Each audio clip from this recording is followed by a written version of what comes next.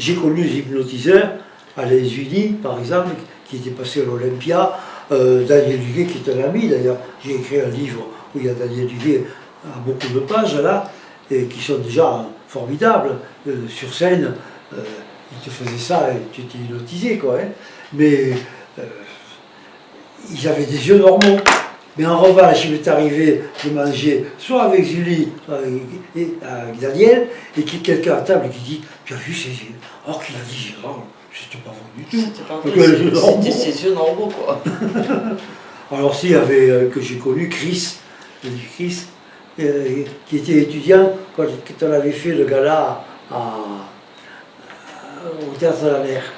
Et Chris, qui a fait de l'hypnose aussi, bien d'ailleurs, mais lui, dans sa publicité, il avait ses yeux comme ça.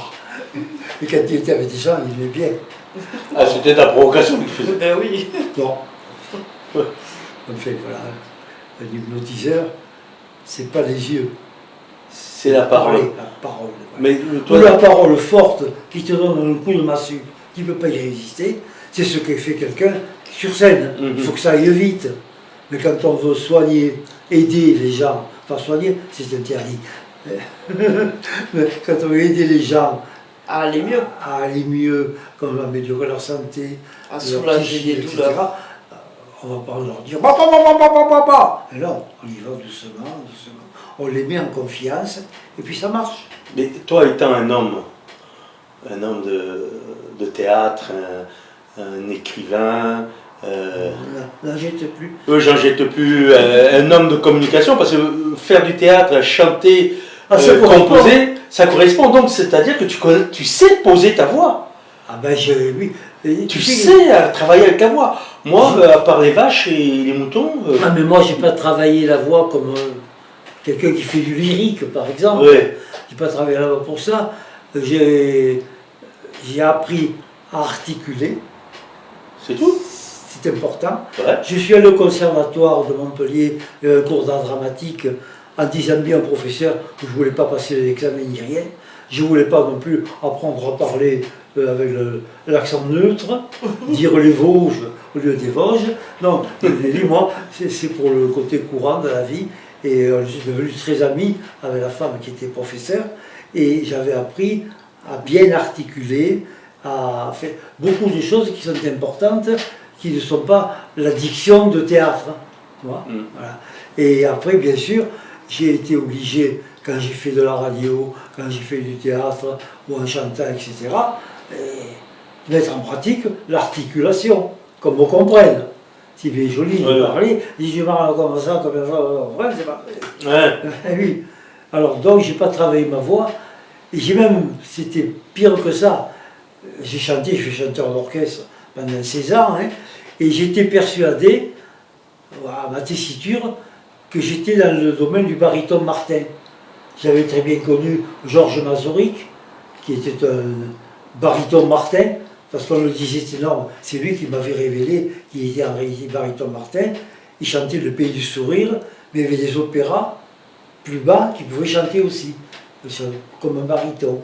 Donc j'ai pensé être baryton Martin, être pas tout à fait ténor, mais plus que baryton, tu vois, dans la tessiture. Entre les deux. Voilà. Et puis, c'est un chef d'orchestre avec qui j'ai travaillé à Millau, René Rieu, qui m'a dit non, tu n'es pas baryton Martin, toi, tu es ténor léger. Et il m'a prouvé que j'étais la tessiture du ténor léger.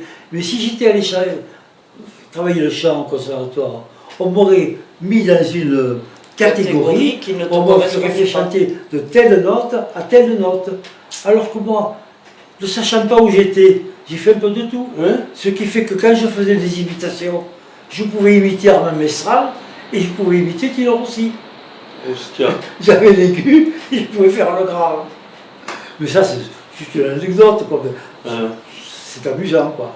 Donc, avec ta voix, ça t'a permis de faire de la sophromagnétisme. Alors, le sophromagnétisme, pour là, moi, c'est le magnétisme fait avec le cœur et avec la voix, hein, comme il faut, mais le sophromagnétisme, c'est faire le magnétisme traditionnel, c'est-à-dire l'imposition des mains. En mettant les gens en condition de réceptivité. alors là, ça goûte la voix, etc.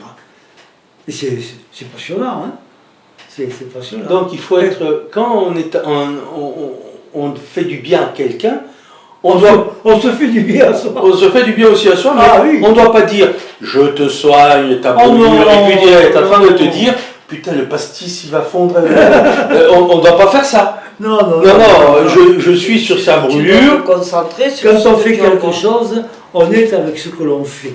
Voilà. Mhm. Comme quand on fait un enregistrement, si on commence à parler d'autre chose, on perd, tu as vu, On on perd perd le le fil. Non, on a besoin d'être concentré. Tu sais, un comédien qui a une tirade, si en répétition, il va être interrompu au milieu de la tirade, s'il veut reprendre la suite, c'est très difficile. C'est très Et oui, difficile. parce qu'il y a Quand on est- l'enchaînement, il y a une de tout. ambiance, c'est quelque chose qui fait que quand on est lancé, vraiment, c'est formidable quand on fait une séance sophromagnétisme. Alors, quand je faisais les stages, le premier soir, le vendredi soir, je leur avais expliqué le casque, je leur avais expliqué la théorie. Et après, dans la pièce, là, on mettait des tapis par terre et je leur faisais faire une séance de relaxation.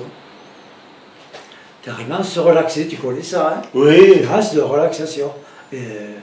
Qui déjà était de la sophrologie douce, quoi, en quelque sorte. Mhm. Avec musique et puis la voix. Ah non, que la voix. Que la voix. Que la voix. Non. Hostia. Que la voix. Moi, j'ai toujours travaillé qu'avec la voix. Pas de musique. Il faut mettre la musique dans les mots.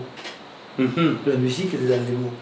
C'est-à-dire, quand je parlais pour dire comment on doit s'exprimer, je disais aux gens, chaque mot a un sens, qui est un sens qui est grammatical, qui est un sens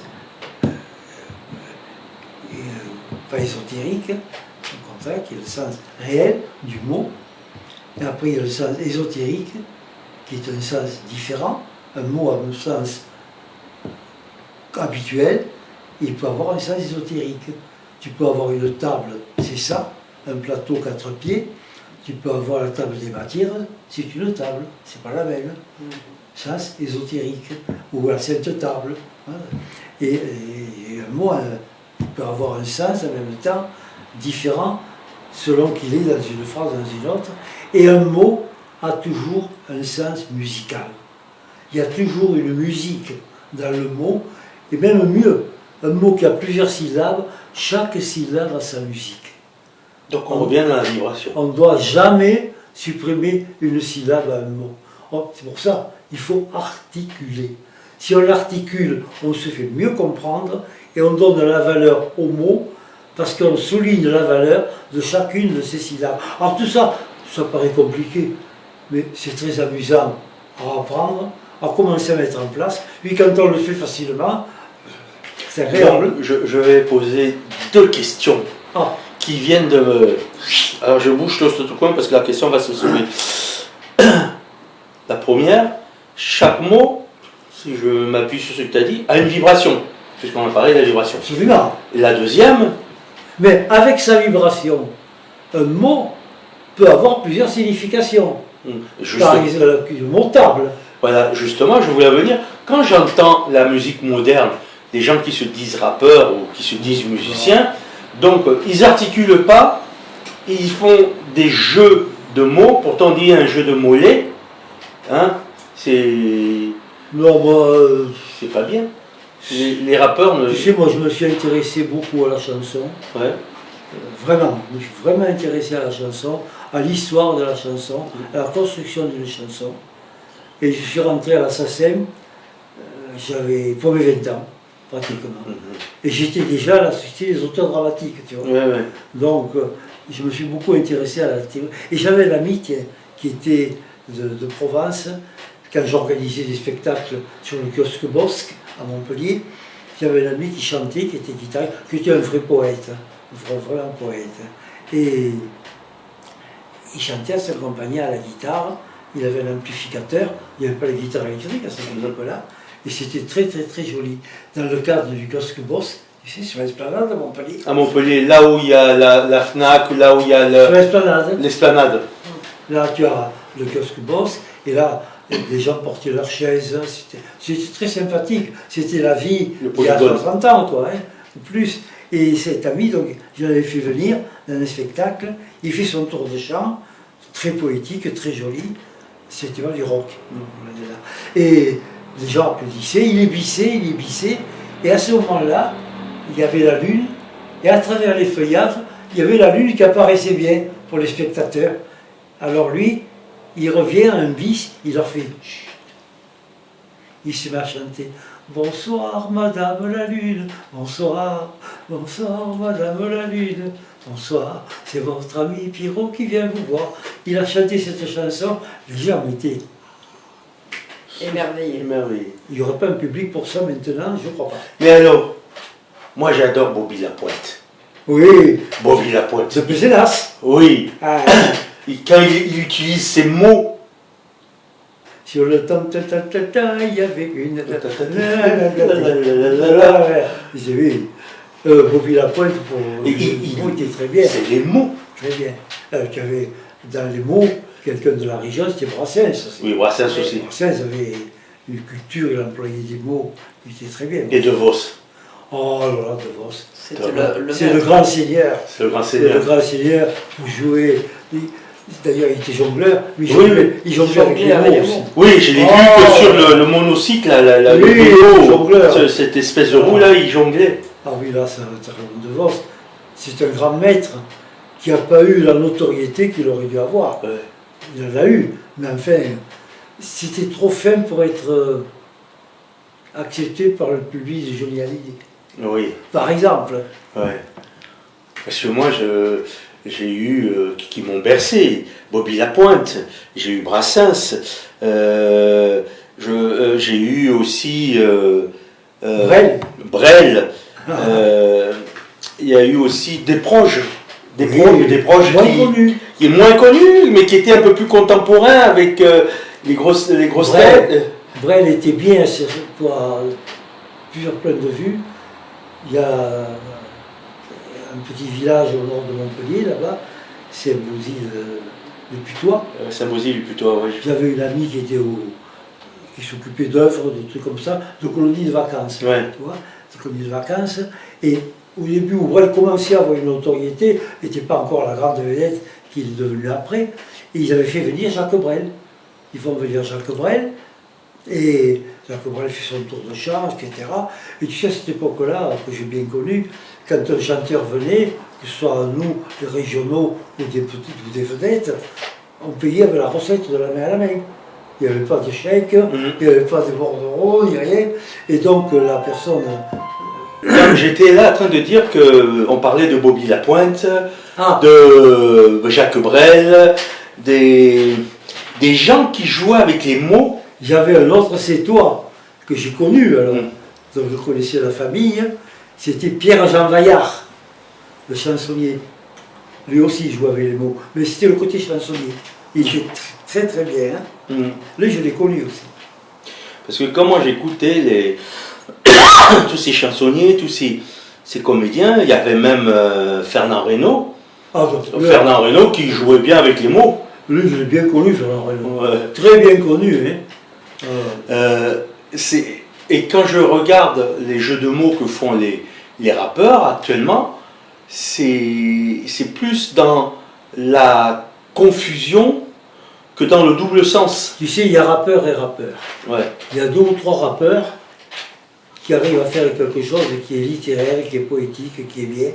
Et le reste, c'est des gens qui veulent les imiter, qui n'ont aucune culture, presque pas de savoir. Alors, Moi, le premier que j'ai connu, c'est MC Solar.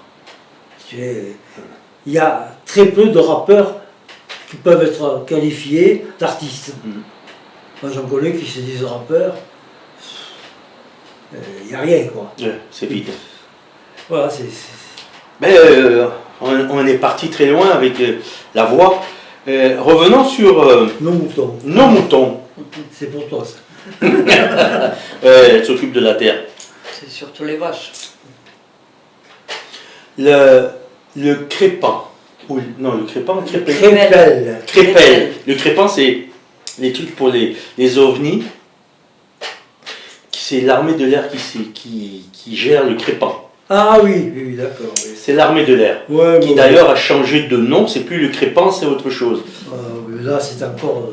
C'est autre chose. On en parlait beaucoup avec Jimmy à l'époque de tout ça. Les ovnis. Il était lancé là-dedans. Ouais.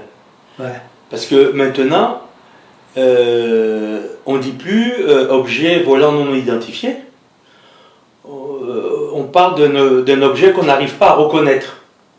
Les termes ont changé à peu près depuis 1 an. C'est pour pas faire peur aux gens. Ça sert à quoi? Ouais, ça sert à quoi? Rien. À rien. Toi qui as travaillé dedans, Hein? toi qui as étudié ça de près. Ah, ben nous, au début, on appelait ça les soucoupes volantes, hein, Mhm. parce que ça avait la forme de soucoupe, tout ça. Et puis après, on a pris, c'est la traduction d'une phrase américaine. Les premiers mots, c'est OVNI. Ça a été les ovnis. Ah ouais. Alors aujourd'hui, les ovnis. Et ça existe vraiment? Hein? Ça existe vraiment? Ah oui, voilà, ça oui. Pour exister, ça existe. Objet volant non identifié, c'est un objet qui est volant, on ne sait pas ce que c'est. Ça existe, mais on ne peut pas dire c'est ça ou c'est ça. Et à une époque, avec le Crépel, justement, on allait à la Madeleine, sur la route de 7, là, Ouais. là-haut, et on faisait l'observation des ovnis. Là, c'était des appareils à pellicule à cette époque-là. Mhm. On mettait un appareil du côté de la mer et du côté de l'église, qui est là-haut, la chapelle. On mettait l'appareil qu'on mettait carrément en pause, au zénith, et un autre à peu près à 50 mètres, au même endroit, au zénith. De façon que s'il y en avait quelque chose sur la pellicule, ce ne soit pas un défaut de pellicule. Ouais. Ça arrivait. On mettait les appareils en pause pendant 20 minutes. Nous, on passait de l'autre côté de la chapelle, et là, on faisait griller des moules. Oh. Donc vous faisiez plusieurs pauses de 20 minutes avec les Non, on appareils. faisait une pause de 20 minutes, ça suffisait. Et après, au bout de 20 minutes, on allait prendre des appareils, on les arrêtait et on faisait développer. Et quand on faisait développer les photos, à un moment donné, sur un appareil et sur l'autre, donc sur les deux, ce n'était pas des défauts de pellicule, on avait les traînées des étoiles, Mhm. puisque la Terre bouge, ça ne faisait pas une lumière, ça faisait les traînées, et au milieu, un rond, une lumière fixe, sur un appareil et sur l'autre. Donc il y avait bien quelque chose qui avait été fixe, qui était une lumière, qui était restée là pendant un moment. Alors, on a demandé à Fréjorgue, à cette époque-là, c'est pas important comme maintenant, s'il y avait des avions. Il n'y avait aucun avion dans le secteur. Et après, ça a été assez intéressant. Alors, le Crépel, dans des expériences extraordinaires, de gens qui avaient vu des choses curieuses. Hein. Et qu'est-ce que c'est l'ufologie? Eh bien, c'est l'ufologie, c'est si on traduit le mot ovni en le remplaçant par le mot UFO, ce qu'on faisait pour là, c'est l'étude des UFO, des ovnis. On aurait pu dire l'ovnilogie. Ok. C'est ça, voilà.